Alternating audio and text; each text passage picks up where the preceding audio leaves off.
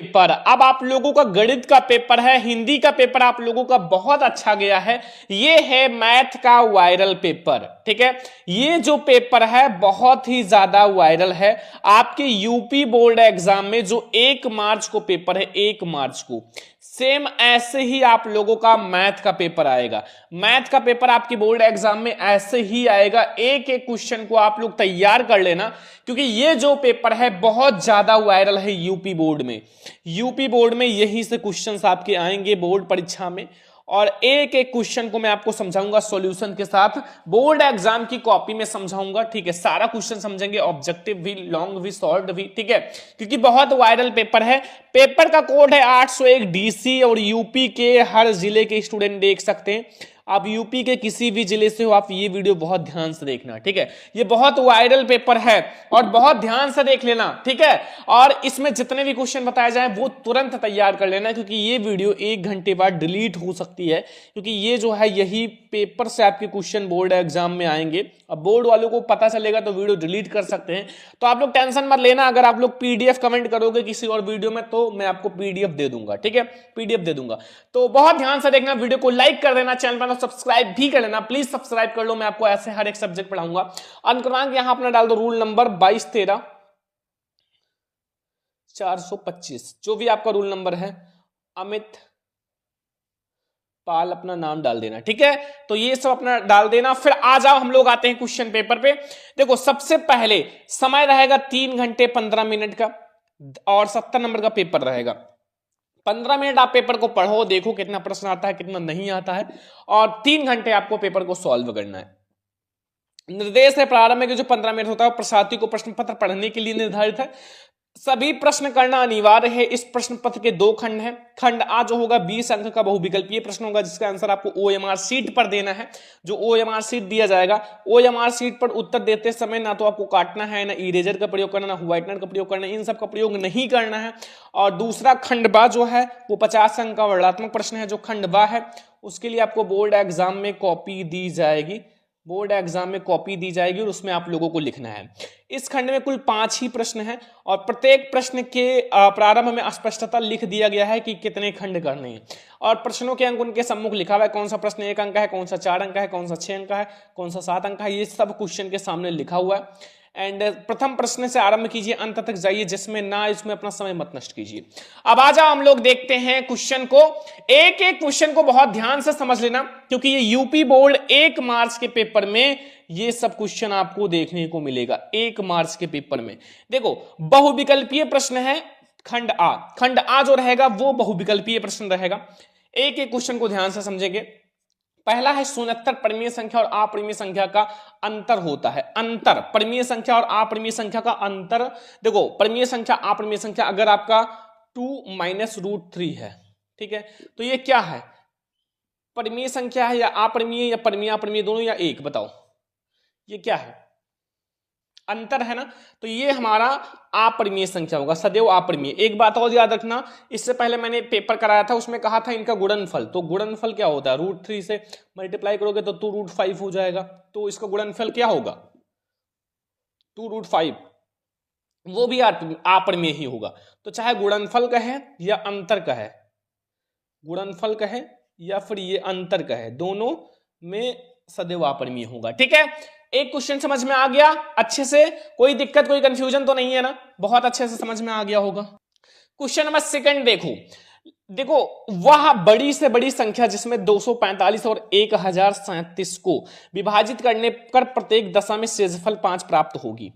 तो इसमें ऑप्शन है 22 सही होगा, या 23, या 24, या 25। तो सभी बच्चे, आप लोगों को पता होगा, और ये क्वेश्चन आपके 1 मार्च में जरूर आएगा, बहुत ध्यान से समझना, क्योंकि ऐसे ही मैंने बताया था हिंदी का पेपर, और बच्चों ने धुआं उड़ा दिया हिंदी के पेपर में। 70 में 70, 70 में 65, 70 में 68 करके आए हैं। ऐसे ही हम लोग 1 मार्च मैथ के पेपर में भी धुआं उड़ाएंगे। 70 में 70 करना है, एक भी नंबर नहीं छोड़ना है, ठीक है। देखो, इसमें क्या है, दोनों का जो अंतर है, अंतर तो आप लोग देख ही लो। 245 में से आप माइनस कर दो, क्योंकि शेष बचा है 5, तो ये हमें 240 मिल जाएगा। और 1037 में से भी आप 5 माइनस कर दो, तो ये हमें 1000 कितना मिल जाएगा, 32, ठीक है। अब आप क्या करो, जो आपको शेष बचा हुआ है 240 और 1032, इसका HCF निकाल लो। क्या निकालोगे?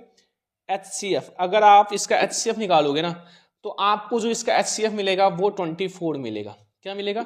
24। HCF तो निकालना जानते ही होंगे, क्लास 1 से ही पढ़ते आ रहे हो।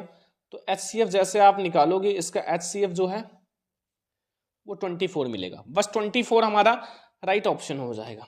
इसमें कोई दिक्कत, कोई कंफ्यूजन नहीं होगा ना। देखो क्वेश्चन आप लोग समझो, क्वेश्चन को, एक क्वेश्चन को समझोगे, ऐसे बहुत सारे क्वेश्चन लगा दोगे। ठीक है, समझो क्वेश्चन को। अगला क्वेश्चन है, यह द्विघात समीकरण बहुपद, यह द्विघात बहुपद k-1 का x स्क्वायर प्लस के एक्स प्लस 1 की शून्यकों में से एक शून्यक -3 है तो का मान होगा।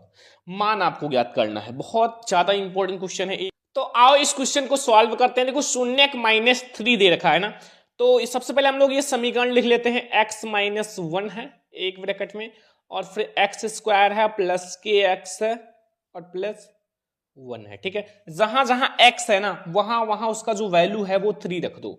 तो ये k-1 है, ठीक है, और यहां ये मल्टीप्लाई में है, ध्यान रखना मल्टीप्लाई में।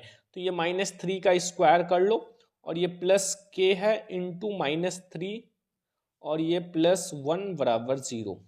यहां से आपका एक ब्रैकेट में k-1 है और ये -9 हो जाएगा। क्या हो जाएगा? ये +9 रहेगा माय डियर स्टूडेंट, क्योंकि ये स्क्वायर हो गया ना, स्क्वायर हो गया तो वो प्लस हो जाएगा। और प्लस ये k है तो ये प्लस माइनस माइनस हो जाएगा 3k, और ये +1 बराबर 0। अब देखो 9 का मल्टीप्लाई होगा 9k हो जाएगा, और 9 का 1 में होगा -9 हो जाएगा, और ये -3k हो जाएगा, +1 बराबर 0। अब 9 में से आपका 3k जाएगा, कितना बचेगा? 6k, और ये हमारा 8 बचेगा बराबर 0। यहां से 6k बराबर, इधर -8 है, इधर +8 हो जाएगा। k बराबर 8/6, ये हो जाएगा 4/3। समझ में आ गया ना 4/3 कहां से आया? हमारा 4/3 सही है, ए वाला ऑप्शन। देखो कुछ भी नहीं किया है मैंने, बस x के स्थान पर -3 वैल्यू रखा है, बस आपका आंसर आ जाएगा। क्योंकि यहां हमारा एक शून्यक दिया रखा है -3, ये हमारा शून्यक है, और शून्यक का मतलब है वो x की वैल्यू है। ठीक है, तो इसलिए जहां जहां x है वहां मैंने -3 रख दिया। अगला क्वेश्चन आ जाओ। लिखा हुआ है कि द्विघात बहुपद x स्क्वायर प्लस के एक्स प्लस के का जो है k इक्वल टू नॉट शून्य जो है के शून्यक हैं, दोनों धनात्मक नहीं हो सकते, या दोनों ऋणात्मक नहीं हो सकते, या सदैव असमान होते हैं या सदैव बराबर, तो दोनों धनात्मक नहीं हो सकते। ए वाला ऑप्शन सही है। जितना क्वेश्चन बता रहे हैं ये तैयार कर लो। 1 मार्च यूपी बोर्ड पेपर में जो मैथ का पेपर है उसमें 100% आएगा, और ये आपका हार्ड पेपर है, आसान नहीं है, ऐसे आएगा पेपर, देख लो। 5वां क्वेश्चन है, यदि 3x प्लस 2ky बराबर 2 और 2x प्लस 5y प्लस 1 बराबर 0 द्वारा दी जाने वाली रेखाएं परस्पर समानांतर हो तो उसका मान होगा। ये 1 नंबर का है, ऑप्शन है -5/4 या 2/5 या 15/4 या 3/2। देखो ध्यान रखना, बोर्ड एग्जाम में ऐसे ऑप्शन आएंगे। अब की बार आपका 5/4 ऐसे लिखा रहेगा, ठीक है, जैसे ये लिखा हुआ है, इसलिए भटकना मत। ठीक है, तो अब ये क्वेश्चन कैसे लगाओगे? बहुत आसान है। देखो यहां से आप क्या करोगे, समानांतर है ना, अगर समानांतर हैं तो ये आपका a1 जो होगा वो अपान a2 होगा बराबर v1 upon v2 equal to c1 upon c2 होगा, क्योंकि ये समानांतर है। ठीक है, तो ऐसे हो जाएगा, ध्यान रखना। अब a1 की वैल्यू क्या है? x है, और a2 की 3 है और 2 है, तो 3 है, और इसकी क्या है? x2 की वैल्यू हमारा। तो आ जाओ ये वाला क्वेश्चन सॉल्व करते हैं। सबसे पहले आप यहां a1 क्या है ये देख लेते हैं, यहां ही समझ लो। a1 जो है वो 3 है, a2 क्या है? 2 है, v1 क्या है? वो 2 है, 2k है, यहां 2k है, एंड v2 क्या है? 5 है, और c1 क्या है? 2 है, और c2 क्या है? 1 है। ठीक है, अब आप वैल्यू रख दो। देखो समानांतर है इसलिए a1 जो होगा वो अपान a2 होगा बराबर होगा v1 अपान v2, लेकिन is not equal to c1 upon c2। c1 upon c2 के बराबर नहीं होगा, इतना बात ध्यान रखना। ठीक है, अब A1 कितना है 3 है और A2 2 है, ठीक है, समझ में आ गया। और V1 कितना है 2K है और V2K है और V2 हमारा 5 है। और C1 भी आप लिख लो या फिर C1 ना ही लिखो, कोई दिक्कत नहीं, क्योंकि हमें बराबर ये दोनों है ना, तो इसलिए हमें इसको सॉल्व करना होगा। तो यहां से आपका हो जाएगा 2 दूनी 4 के बराबर 5 3 15 और के बराबर 15/4। ये हमारा आंसर हो जाएगा। देखो हमारा A1/A2 बराबर होता है V1/V2 के, इसलिए हम A1/A2 और बटे में V1/V2 यही दो लेंगे बस, ठीक है। तो यही हमारा आंसर हो जाएगा और 15/4 हमारा सही है, ये वाला सी वाला ऑप्शन सही है, 15/4 बिल्कुल सही है। अगला क्वेश्चन माय डियर स्टूडेंट, एक एक क्वेश्चन को समझकर चलना। रैखिक समीकरण युग्म x बराबर y और x प्लस वाई बराबर 0 का के, ठीक है, कोई उभयनिष्ठ हल नहीं होता, या फिर हमारा ऑप्शन है असीमित रूप से अनेक हल होंगे या अद्वितीय हल होंगे या उपयुक्त में से कोई नहीं। तो इसका कौन सा ऑप्शन सही होगा? इसका होगा अद्वितीय हल होंगे, सी वाला ऑप्शन सही है, ठीक है। 6 में 6 ऑब्जेक्टिव समझ में आ गया ना। 1 मार्च पेपर में धुआं उड़ाना है ना, तो बस समझते चलो। अगला क्वेश्चन, समीकरण 3x² माइनस 4x प्लस के का विविक्त कर 88 है, तो का मान निम्न में से है? 2 होगा, 4 होगा, 6 होगा या 8 होगा? आओ इसको भी हम लोग सॉल्व कर लेते हैं, बहुत आसान क्वेश्चन है, थोड़ा सा माइंड लगाना है। देखो विविक्त कर जो होता है d बराबर v² माइनस 4ac होता है, ठीक है। अब यहां बताओ विविक्त कर 88 दे रखा है, v हमारा -4 है, तो इसका स्क्वायर कर लो इंटू 4 इंटू a जो है वो 3 है इंटू c जो है वो -k है, क्या है -k, वैल्यू रखो। फिर ये 88 है, ये हमारा 416 हो जाएगा और ये हमारा क्या हो जाएगा, ये 4 3 12 के हो जाएगा, ठीक है, 12 के हो जाएगा, वो भी माइनस और माइनस प्लस हो जाएगा। अब यहाँ आपका 12 के जो है वो बराबर 88 में से आप 16 को माइनस कर लो, क्योंकि ये इधर जाएगा 16 हो जाएगा। अब 12 के बराबर 16 माइनस करोगे 72 हो जाएगा, और के बराबर 72 बटे में 12, 12 छक 72, यानी कि हमारा आंसर आएगा 6। क्या आएगा? 6 आंसर आएगा, 6।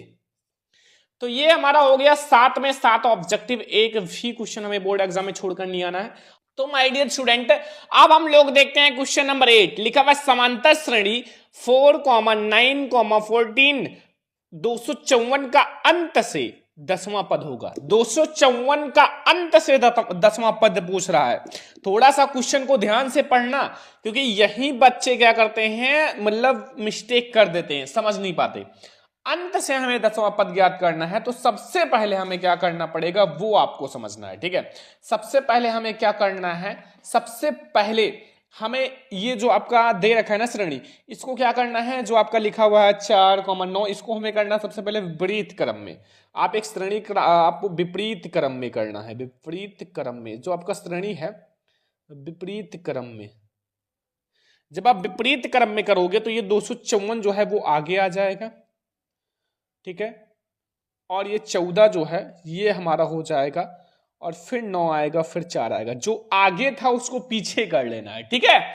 बहुत ध्यान से समझना, बहुत वायरल पेपर है, 1 मार्च को यहीं से क्वेश्चन सारा आएगा, ठीक है। अब अगर देखा जाए तो यहां से अगर मैं ए पूछूं तो क्या है 254, डी अगर पूछें तो डी A2 में से A1 माइनस कर लो, A2 में से A1, अर्थात यहां अगर देखा जाए तो A2 जो है वो 9 है, 9 में से 14 माइनस करोगे वो हो जाएगा -5, ठीक है। और n कितना है, n है हमारा 10वां पद, n बराबर 10 है। अब आप लोग सूत्र लगाओगे क्या, 1 10, यानी कि a का 10वां पद हमें ज्ञात करना है, बराबर a plus n minus 1 into D. बस इसी पे लगा दो, क्वेश्चन का आंसर आ जाएगा। देखो सबसे पहले A2 है 200 कितना है 54 है, n है 10, 10 में से 1 माइनस कर लो, और ये है -5, तो ये हो जाएगा 254, ठीक है। यहां प्लस लगा दो पहले, क्योंकि बीच में प्लस है, प्लस, और ये हमारा है 9, 9 में से आप ये 9 हो जाएगा इंटू -5। अब यहां हो जाएगा बराबर 254 और -9 × 5 = 45, 254 में से आप 45 को माइनस करोगे कितना आएगा? 209। 209 हमें मिल जाएगा। इसका जो 10वां पद है ना माय डियर स्टूडेंट, 10वां पद यानी कि ए का जो 10वां पद है वो हमें मिल जाएगा ये 209। 10वां पद जो मिलेगा वो 209। ठीक है, समझ में आ गया ना क्वेश्चन। अगला है 9 नंबर क्वेश्चन। चित्र में DE जो है वो समांतर है VC के। ये DE जो है वो समांतर है VC के, और यदि AD जो AD है वो X है और ADX है DV यानी कि D एंड V है वो X माइनस 2 है, और AE जो है X प्लस 2 है, और EC जो है X माइनस 1 है। तो X की वैल्यू ज्ञात करनी है। ऑप्शन आपके पास 1 2 3 4। क्या होगा? आ जाओ, मैं आप लोगों को बहुत अच्छे से सॉल्व कराऊंगा क्वेश्चन। टेंशन मत लो, एक एक क्वेश्चन आपको करना है, और ये आपका जो पेपर है बहुत ज्यादा इंपॉर्टेंट है यूपी बोर्ड एग्जाम के लिए। सबसे पहले ये तो आपका मतलब त्रिभुज में किसी भुजा के समांतर खींची गई रेखा जो होता है शेष भुजाओं का समानुपात में विभाजित होता है। समानुपात मतलब एडी जो होगा, एडी जो होगा ए एंड डी वो बटे में किसके होगा? एडी जो है देखो समानुपात मतलब एडी जो होगा वो बटे में डीवी के होगा। डीवी बराबर एई जो होगा वो बटे में ईसी के होगा। ठीक है, यानी कि एडी जो है एक्स है, ये है एक्स माइनस 2, और ये एक्स प्लस 2 है, और ये है एक्स माइनस 1। अब इसको आप क्रॉस मल्टीप्लाई कराओगे तो ये एक्स स्क्वायर माइनस एक्स हो जाएगा, और इसका आप कराओगे तो एक्स स्क्वायर हो जाएगा, और 2 दूनी 4 यानी कि माइनस 4 हो जाएगा। ठीक है, यहां से हमारा एक्स से एक्स कट जाएगा, ये माइनस एक्स मिलेगा, और बराबर माइनस 4, माइनस से माइनस कट जाएगा, एक्स बराबर 4 मिलेगा। एक्स की वैल्यू जो हमें मिलेगी, एक्स की वैल्यू वो 4 मिलेगा। क्या मिलेगा? 4। ठीक है, यहां तक आपको समझ में आ गया ना क्वेश्चन नंबर 9 तक? कोई दिक्कत कोई कंफ्यूजन हो तो अभी आप लोग बता सकते हो। ठीक है, अभी बता सकते हो। तो क्वेश्चन नंबर 10 आ जाओ। देखो यहां लिखा हुआ है यदि बिंदुओं Q जो है -6,5 एंड R जो है -2,3 को मिलाने वाली रेखाखंड का मध्य बिंदु जो है वो A/3 एंड 4 है, तो मान ज्ञात करो। हमें मान ज्ञात करना है। किसका मान ज्ञात करना है? यहाँ ए का मान ज्ञात करना है, ए का, क्योंकि ये A/3 है ना, तो ए का। ए ऑप्शन है -4 -12 या फिर हमारा 12 या फिर 6 वो ही माइनस में। देखो मैं आपको एक फॉर्मूला बताता हूं। एक्स अक्ष का निर्देशांक, एक्स का निर्देशांक अगर ज्ञात करना है तो वो हो जाएगा x1 हमारा है -6 और प्लस x2 और प्लस माइनस माइनस x2 हो जाएगा बटे में 2, और ये निर्देशांक हमें x का जो है ये दे रखा है, ये है मध्य बिंदु का निर्देशांक। तो ये हमारा हो जाएगा a/3 बराबर, और ये जो है ये -8 बटे में 2, -8 बटे में 2। ठीक है, बस यही सॉल्व कर लो, क्रॉस मल्टीप्लाई कराओ। ये हो जाएगा 2a बराबर -24, a बराबर -12। बी वाला ऑप्शन सही है, बी वाला ऑप्शन सही है। देखो 1 मार्च को आपका गणित का पेपर है। जितने भी स्टूडेंट को डर लग रहा है ना, ये वीडियो देखकर जाओ। इसमें मैंने बहुत हार्ड ऑब्जेक्टिव लिया है जो आपकी यूपी बोर्ड में 1 मार्च को आएगा। अगला है बिंदुओं -2,6 और -2,10 को मिलाने वाले रेखाखंड के मध्य बिंदु का निर्देशांक।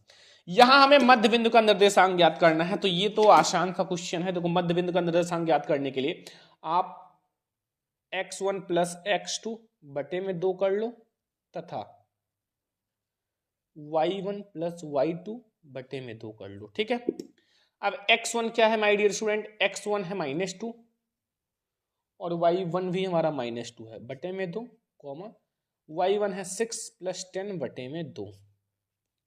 ठीक है, यहां -4 बटे में 2 और यहां 16 बटे में 2। ठीक है, यहां क्रॉस करोगे तो ये -2 मिलेगा, इसको क्रॉस करोगे 8 मिल जाएगा। -2,8 सी वाला ऑप्शन सही है।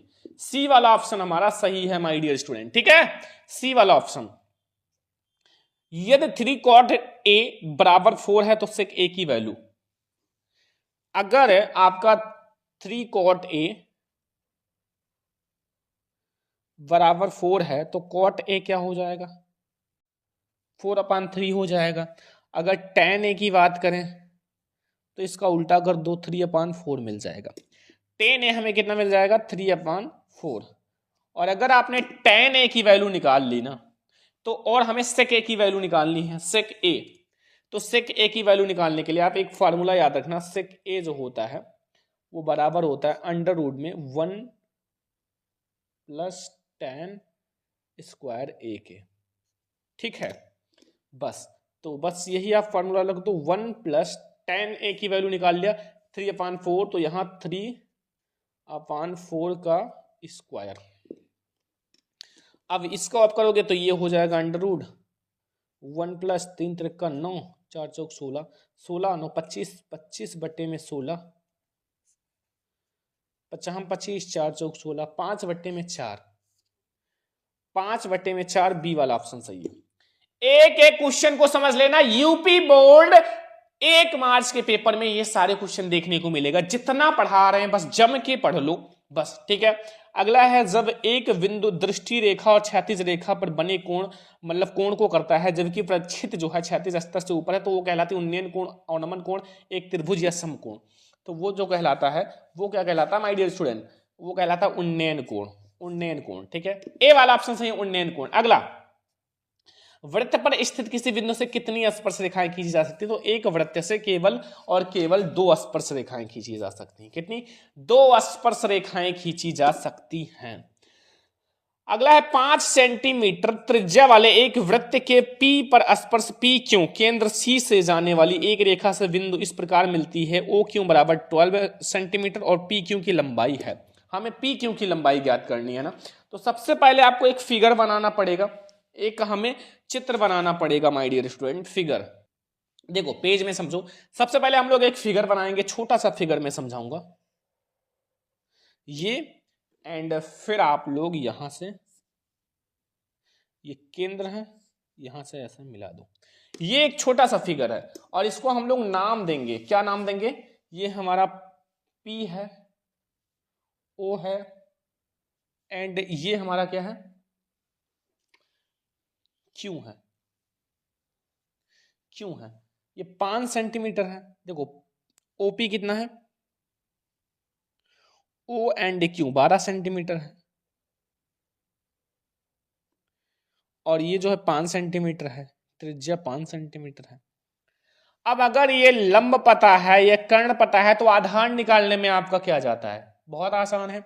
ये हमें आधार निकालना है, यानी कि OP का स्क्वायर, यानी कि OP का स्क्वायर जो होता है वो बराबर होता है कर्ण का स्क्वायर जो है, कर्ण यानी कि OQ का स्क्वायर माइनस आधार का स्क्वायर, OP का स्क्वायर। ठीक है, तो ये 12 है, 12 का स्क्वायर माइनस 5 का स्क्वायर, और OP ऐसे रहने तो ये अंडर रूट लगा दो, ये 12 का स्क्वायर हो जाएगा 144, और ये 5 का हो जाएगा 25, क्या हो जाएगा 25। अब इसको जब आप लोग जोड़ोगे, सॉरी माइनस करना है ना, माइनस करोगे तो ये कितना मिलेगा, कितना मिलेगा 119 ना, रूट में मिलेगा 119, तो ये रूट में 119 आंसर हो जाएगा। ठीक है, रूट में 119 आंसर हो जाएगा, तो यहां हमारा 12 सेंटीमीटर 13 सेंटीमीटर ये सब नहीं, रूट में 119 सही हो जाएगा। तो ये आपको समझ में आ गया ना। अगला, एक किनारे पर नुकीली बनाई गई है बेलनाकार पेड़ी निम्नलिखित का संयोजन है। ये एक संयोजन होता है, एक नुकीली है तो एक बेलनाकार, तो एक शंकु और बेलन का संयोजन होगा। शंकु और बेलन, शंकु और बेलन का संयोजन होगा, ध्यान रखना। अगला, एक लंबवृत्तीय बेलन का आधार जो है 9 पाई सेंटीमीटर स्क्वायर है, उसके आधार का व्यास होगा।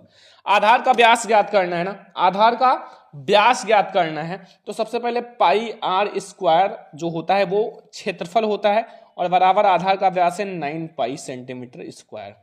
देखो सबसे पहले यहां से पाई कट जाएगा, ठीक है, पाई से पाई कट गया, आर स्क्वायर बचा बराबर 9, आर अगर देखा जाए तो 3 हो जाएगा क्योंकि ये अंडर रूट हो जाएगा, तो हमें 3 मिला। अब इसका 2 गुना कर दो, 2 इंटू तो 6 हो जाएगा, व्यास हमें 6 सेंटीमीटर मिल जाएगा।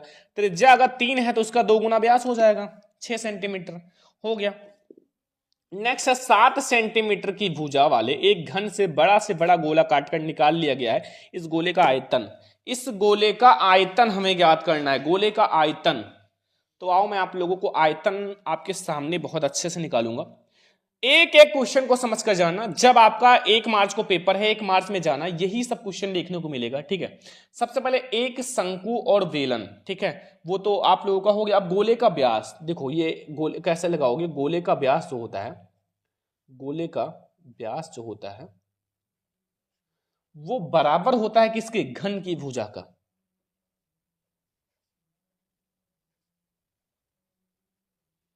गोले का व्यास जो होता है घन की भुजा के बराबर होता है, और यहां घन की भुजा दे रखा है 7 सेंटीमीटर, तो ये बराबर 7 कर लो। अब अगर आपको गोले का व्यास पता चल गया तो गोले की त्रिज्या बता दो। व्यास का आधा त्रिज्या, तो गोले की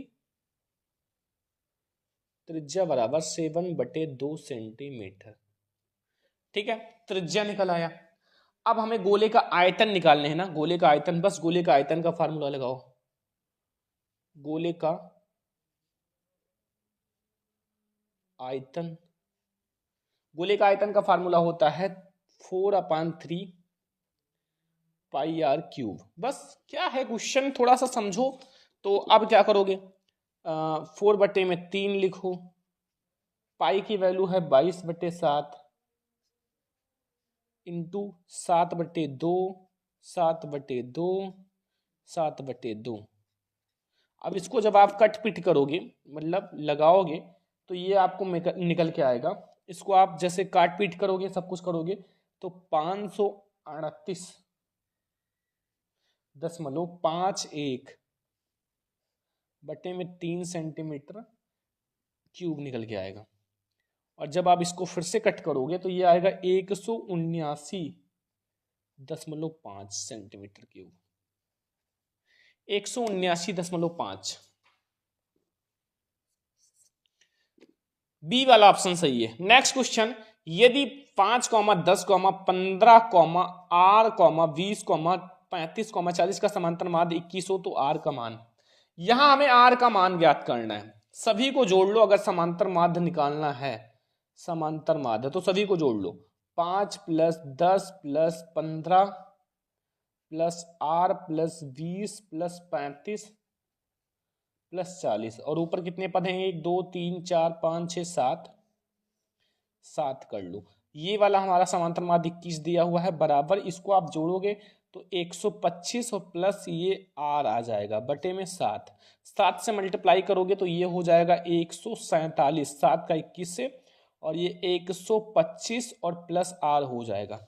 यहां से R बराबर आएगा 147 में से आप 125 माइनस कर लो, तो ये R बराबर आएगा 22। R की जो वैल्यू आएगी वो 22 आएगा, 22। बी वाला ऑप्शन सही है। नेक्स्ट और last objective 20 number, last objective है माय डियर स्टूडेंट। लिखा हुआ है कि 20 है, किसी प्रयोग की सभी प्रारंभिक घटनाओं का जो है योग होता है, सभी प्रारंभिक घटनाओं का योग होता है ओनली 1, ठीक है। तो ये हमने 20 में 20 ऑब्जेक्टिव सॉल्व कर लिया, जो 1 मार्च यूपी बोर्ड एग्जाम के पेपर में 100% आएगा। ये पूरा तैयार कर लेना, 1 मार्च के पेपर में सब कुछ देखने को मिलेगा। अब आ जाओ खंडवा, इसका भी हम लोग पूरा सॉल्यूशन समझेंगे, पूरा सॉल्यूशन समझेंगे माय डियर स्टूडेंट। खंडवा का, खंडवा भी आप लोग समझ लो पूरा। सबसे पहले खंडवा के लिए आपको बोर्ड एग्जाम में कॉपी दी जाएगी, बोर्ड एग्जाम में कॉपी दी जाएगी, ठीक है। एंड आपको क्या करना है, सबसे पहले इसको अंडरलाइन कर लेना है,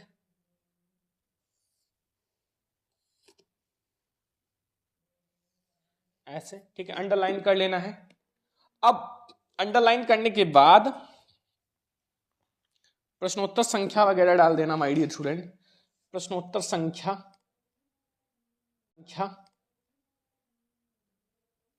सबसे पहले हमारा खंड बा है, वर्णात्मक प्रश्न है, तो आप वो डाल सकते हो, या फिर ऊपर भी डाल सकते हो खंड बा।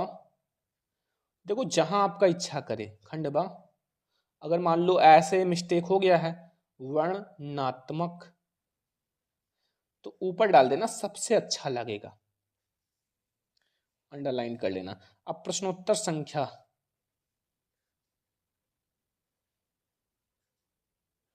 फर्स्ट का का है, फर्स्ट का आप डालना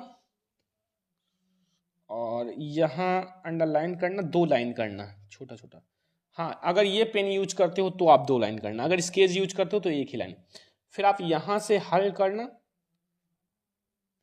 और हल करना आप लोग शुरू कर देना पूरा, ठीक है, ऐसे लिखना, ठीक है। कॉपी लिखना मैंने ऑलरेडी बता रखा है। देखो सारा इंपॉर्टेंट सिद्ध कीजिए। √2 एक अपरिमेय संख्या है, √2, √5, √7 ये सब अगर एक बार समझ लोगे ना सेम ही है, √5, √7 सब एक जैसा ही है। तो एक क्वेश्चन समझोगे सारा समझ में आ जाएगा, ठीक है। अभी मैं आपको पूरा सॉल्यूशन समझाऊंगा, पहले मैं आपको पूरा वायरल पेपर दिखा देता हूं। ज्ञात कीजिए कि रैखिक समीकरण युग्म 2x - 3y = 8, 4x - 6y = 9 संगत है या असंगत। संगत असंगत आप बताओगे, आपको मिल जाएगा, मतलब 2 नंबर, ठीक है।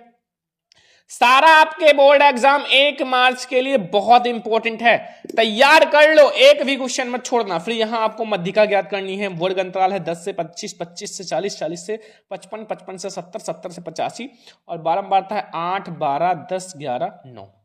अब ये अगर आप माध्यिका का फार्मूला लगा के निकाल लोगे 2 नंबर मिल जाएगा। बहुत आसान है, बस थोड़ा सा मेहनत कर लो। अभी मैं आपको पूरा सॉल्यूशन हल करा देता हूं, टेंशन मत लो, टेंशन मत लो, पहले पूरा वायरल पेपर देख लो, ठीक है। वायरल पेपर यदि जो है ए जो है 5, -1, बी जो है -3, -2, सी जो है 1, -1, 8, तो त्रिभुज ए बी सी के शीर्ष हो तो ए से जाने वाली की मध्यिका का लंबाई बताना है। ये भी 2 नंबर आपको मिल जाएगा। 2 नंबर के क्वेश्चन है और 2 घन जिनमें प्रत्येक का जो है 64 सेंटीमीटर है के संलग्न फलकों को मिलाकर एक घनाभ बनाया जाता है, इससे प्राप्त घनाभ का पृष्ठीय क्षेत्रफल, ये भी 2 नंबर मिल जाएगा। और फिर यहाँ चा वाला है, मान लीजिए एक पासे में एक बार फेंकते हैं तो 4 से अधिक संख्या आने की प्रायिकता क्या है और 4 से छोटी और उसके बराबर आने की प्रायिकता क्या है। ये आपका आएगा, कितना क्वेश्चन आएगा 2 नंबर का देख लो। 1 question, 2 question, 3 question, 4 question, 5 question, 6 question. 6 question आपको 2 नंबर यानी कि 12 नंबर का आपका आएगा 6 क्वेश्चन, ठीक है। अभी मैं आपको सॉल्यूशन करा दूंगा। अब आपका 5 खंड करने, कोई 5 प्रश्न इसमें करना है। देखो 4-4 नंबर वाले। पहला क्वेश्चन 2 अंकों से, जितना बता रहे हैं ये जल्दी जल्दी आप सॉल्यूशन हल कर लो।